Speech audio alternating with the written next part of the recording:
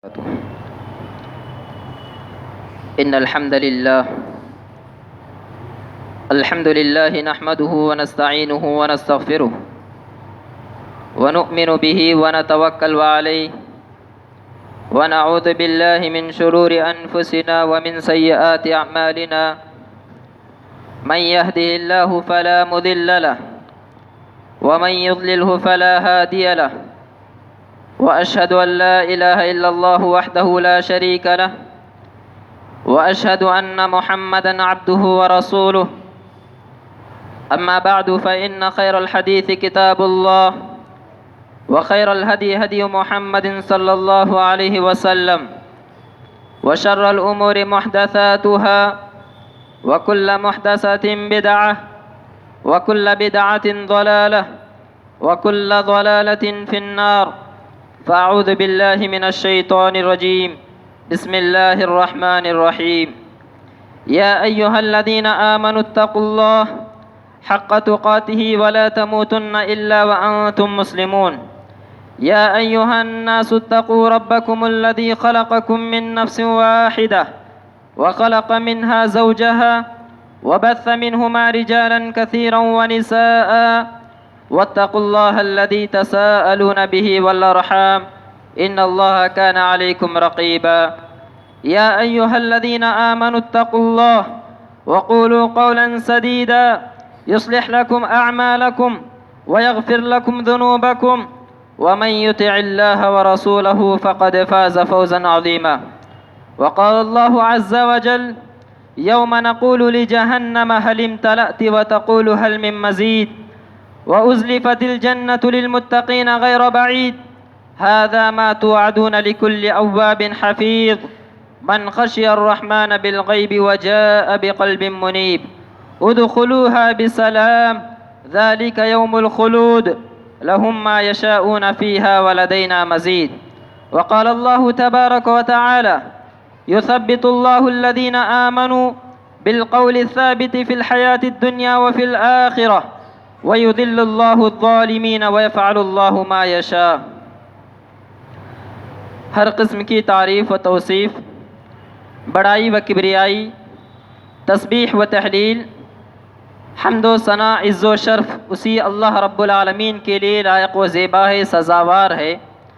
جو تمام کائنات کا پالنہار ہے،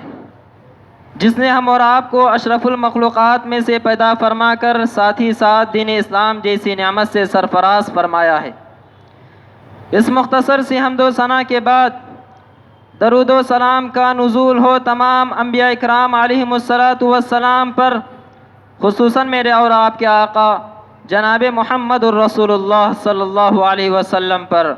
اللہم صلی علی محمد وعلی آل محمد کما صلیت علی ابراہیم وعلی آل ابراہیم انک حمید مجید۔ اللہم بارک علی محمد وعلی آل محمد کما بارکت علی ابراہیم وعلی آل ابراہیم انک حمید مجید۔ معزز حاضرین جمعہ، پردہ نشین خواتین اسلام، خطبہ مسنونہ کے بعد میں نے آپ حضرات کے سامنے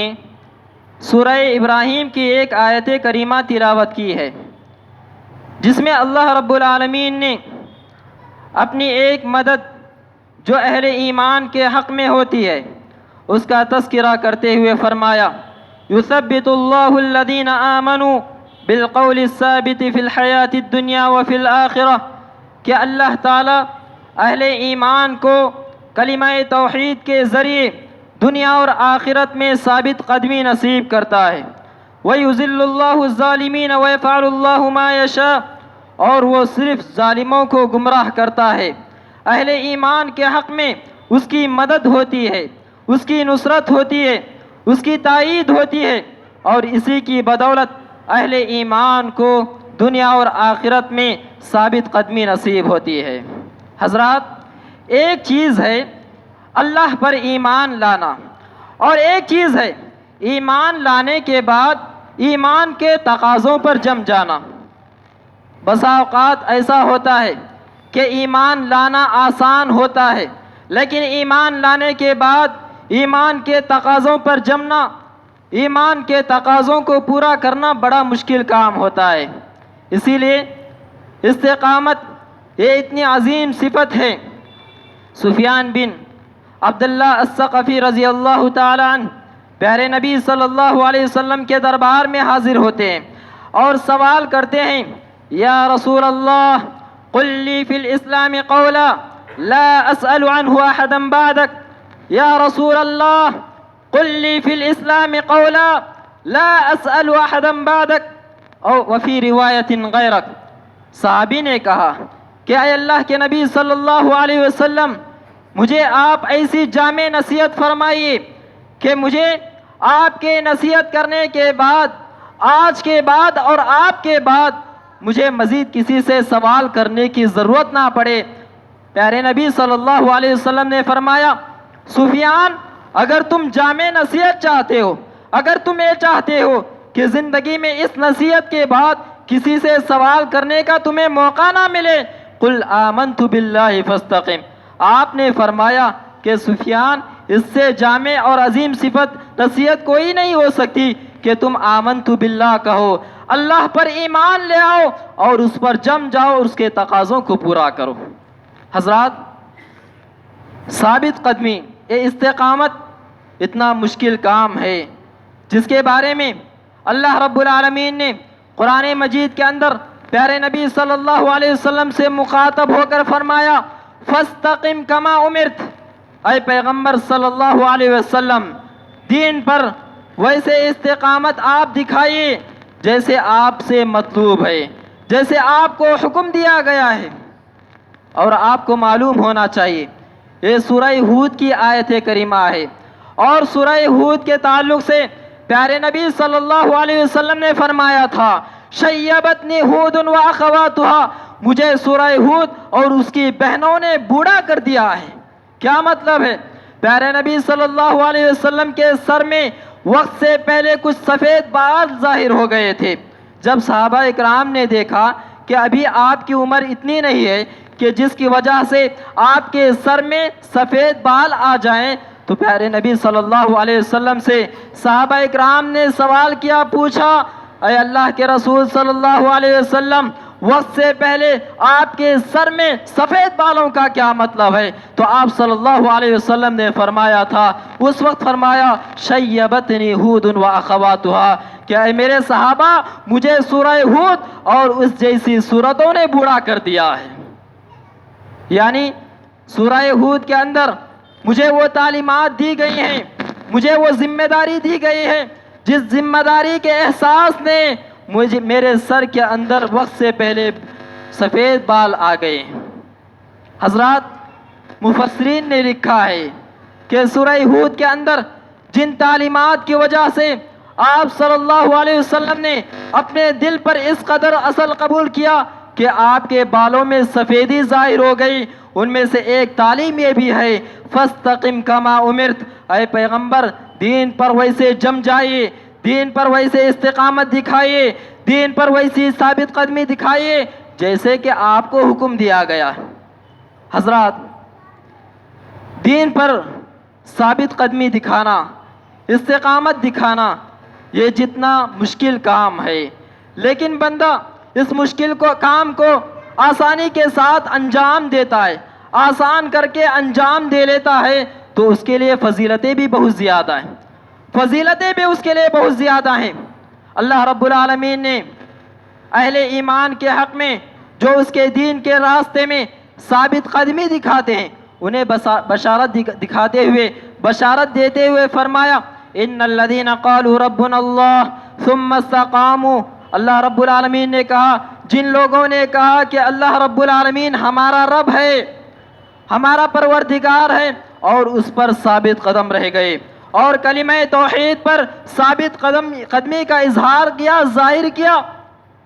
تتنزل علیہم الملائکہ، ان پر آسمان سے فرشتوں کا نزول ہوتا ہے، اللہ تخافوا ولا تحزنوا، اور وہ فرشتے انہیں یہ پیغام دیتے ہیں کہ اے اللہ کے موحد بندو، اے اللہ کے راستے میں استقامت کو لازم پکڑنے والے بندو، اللہ تخافو، کسی چیز سے خوف نہ کھاؤ، ولا تحزنوا، اور کسی چیز سے غم نہ کرو. وَأَبْشِرُوا بِالْجَنَّةِ الَّتِي كُنْتُمْ تُوعَدُونَ، اور خوش ہو جاؤ، اللہ رب العالمین نے جو تم سے جنت کا وعدہ کیا ہے وہ تمہیں مل کر رہے گی۔ اور آگے اللہ رب العالمین نے فرمایا نحن اولیاؤکم فی الحیات الدنیا وفی الآخرہ وَلَكُمْ فِيهَا مَا تَشْتَهِي أَنفُسُكُمْ وَلَكُمْ فِيهَا مَا تَدَّعُونَ۔ فرشتے کہتے ہیں ان اہل ایمان سے، ایمان والے بندوں سے فرشتے کہتے ہیں کہ ہم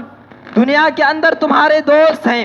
آخرت میں بھی ہم تمہارے ساتھ رہیں گے،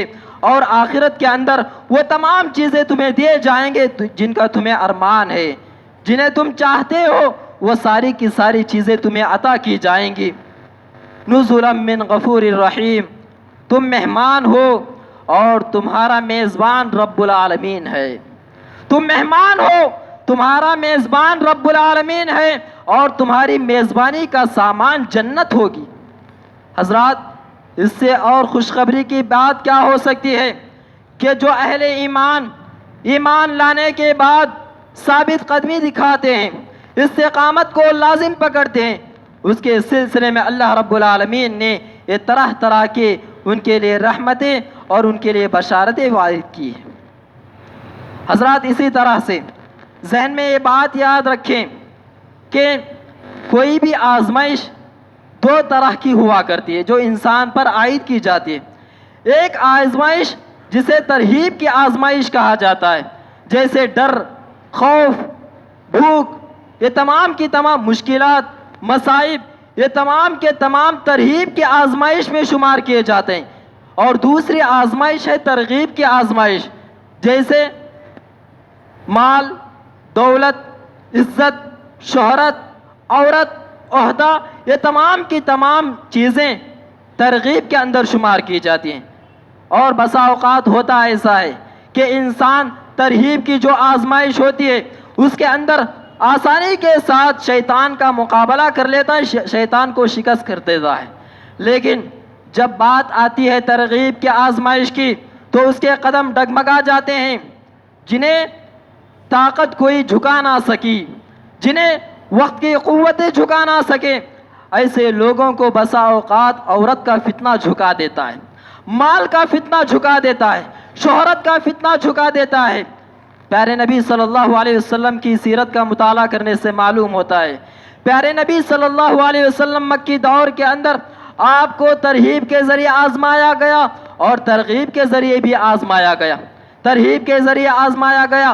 آپ صلی اللہ علیہ وسلم کو طرح طرح کی مصیبتیں لاحق کی گئی، آپ صلی اللہ علیہ وسلم کو بہت ساری مشکلات کا سامنا کرنا پڑا، اور آپ صلی اللہ علیہ وسلم پر اونٹ کی اوجڑی ڈالی گئی، آپ کو ساحر کہا گیا، آپ کو کاہن کہا گیا، آپ کو شاعر کہا گیا، لیکن آپ صلی اللہ علیہ وسلم نے دین پر استقامت، ثابت قدمی کا اس وقت ظاہر کیا جبکہ آپ کے چچا ابو طالب آپ کو سمجھانے کے لیے آئے، تو اس وقت آپ صلی اللہ علیہ وسلم نے فرمایا تھا، اے چچا جان، یہ لوگ اگر میرے سیدھے ہاتھ میں سورج کو لا کر رکھ دے اور بائیں ہاتھ میں چاند کو لا کر رکھ دے، اگر یہ چاہیں کہ میں اس دین کی تبلیغ سے پھر جاؤں تب بھی یہ ناممکن چیز ہے۔ حضرات، جب مشرکین مکہ نے دیکھا کہ ترہیب کی آزمائش آپ پر کوئی اثر نہیں کر رہی ہے، تو آپ صلی اللہ علیہ وسلم پر ترغیب کے ذریعے آزمایا گیا۔ اور کیسے آزمایا گیا؟ آپ صلی اللہ علیہ وسلم کے پاس مشرکین مکہ نے اپنے سردار کو بھیجا جس کا نام عتبہ تھا۔ عتبہ آیا آپ صلی اللہ علیہ وسلم کے سامنے اور کہنے لگا، اے محمد، تم کیا چاہتے ہو؟ تم کیا چاہتے ہو؟ اگر تم چاہتے ہو کہ تمہیں مال و دولت چاہیے تو ہم عرب کا سارا مال و دولت تمہارے قدموں کے سامنے لا کر رکھ دیں گے۔ اگر تمہاری چاہت ہے کہ تم عرب کے اندر بادشاہت حاصل کرو تو ہم تمہیں عرب کا بادشاہ بنا لیں گے۔ عہدہ چاہتے ہو تو عرب کا بادشاہ بنا لیں گے، اور اگر تم یہ چاہتے ہو کہ تم عورت چاہتے ہو تو عرب کی حسین و جمیل عورت سے تمہاری شادی کرا دیں گے۔ جب پیارے نبی صلی اللہ علیہ وسلم نے تمام چیزیں سنی تو آخر میں فرمایا کہ عتبہ، اگر تمہاری بات ختم ہو گئی تو میری بات بھی سن لو۔ پیارے نبی صلی اللہ علیہ وسلم نے عتبہ کے سامنے کوئی لمبی چوڑی تقریر نہیں کی، آپ صلی اللہ علیہ وسلم نے سورہ حامیم فصلت کی آیتیں پڑھنا شروع کر دی۔ آپ صلی اللہ علیہ وسلم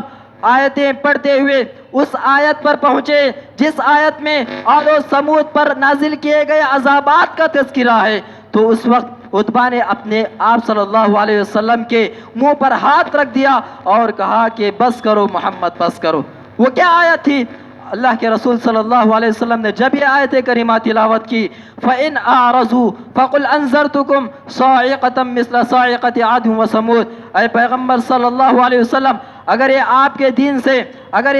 کے دین سے روگردانی اختیار کرتے ہیں تو انہیں بتا دیجئے جس طرح سے عاد و سمود پر عذاب الہی نے آ لیا، اسی طرح آپ کو بھی عذاب الہی کے ذریعے ہلاک و برباد کیا جائے گا۔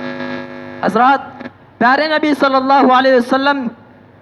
کے دور مکی زمانے کے اندر ترہیب کے ذریعے بھی آپ کو آزمایا گیا، ترغیب کے ذریعے بھی آزمایا گیا، لیکن پیارے نبی صلی اللہ علیہ وسلم نے ثابت قدمی کا اظہار کیا، دین پر استقامت کو لازم پکڑا، اور ضرورت اس بات کی ہے کہ ہم دین پر استقامت کے ساتھ رہیں۔ ایمان تو بہت سارے لوگ لے آتے ہیں، لیکن ایمان لے آنے کے بعد ضرورت اس بات کی ہوتی ہے کہ ایمان کے تقاضوں پر پورا اتریں، ایمان کے تقاضوں کو پورا کریں، مکمل کریں اور ثابت قدمی دکھائیں۔ اور اللہ رب العالمین سے دعا ہے کہ پروردگار ہم تمام کو دنیا اور آخرت میں ثابت قدمی نصیب فرمائے، آمین۔ والسلام علیکم ورحمۃ اللہ وبرکاتہ، وما علینا الا البلاغ المبین۔